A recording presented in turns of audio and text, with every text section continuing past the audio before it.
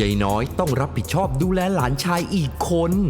ลูกสาวเขาโตขึ้นเขาก็มีครอบครัวแต่ว่าไปกันไม่ได้กับพ่อเขาคนเนี้ยพูดไม่เข้าใจกันเขาก็เลยแยกทางกันพอตกมาคลอดออกมา ก็ยายเป็นคนดูแลเป็นคนเลี้ยงช่วยกันกับแม่เขาก็เลี้ยงอยู่ด้วยกันประมาณ8 เดือนแม่เขาก็ไปทำงานไปอยู่กับพ่อเขาแต่อยู่กันไม่ได้ เพราะว่ามันพูดไม่เข้าใจกันเขาก็เลยหย่าร้างกัน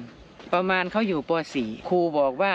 เด็กคนนี้มันไม่ขึ้นห้องเรียนแล้วก็มันไม่เรียนมันจะออกมาเดินตามสนามโรงเรียนน่ะกวาดหญ้ากวาดใบไม้กวาดอะไรบ้างก็เลยมารู้ว่าทำไม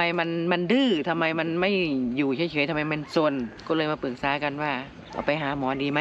เช็คทุกอย่างร่างกายสมองอะไรเช็คทุกอย่างสมาธิเช็คทุกอย่างผลออกมาคือสมาธิสั้น แล้วเปลี่ยนอาชีพมาเป็นผู้จัดการศิลปินได้ยังไงคะเนี่ย ก็ ไปรู้ตัวตอนไหน ไป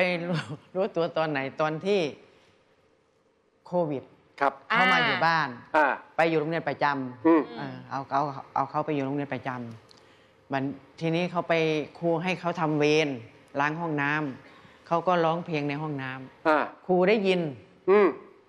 เด็กคนไหนนะร้องเพลงในห้องน้ำทำไมเสียงดี เออ ผมเองครับ นี่มั่นใจมั่นใจมั่นใจ ผมเองครับ งั้นน้องอายุเท่าไหร่คะ อายุประมาณ 12-13 ปี อ่า ครับ ก็โตแล้ว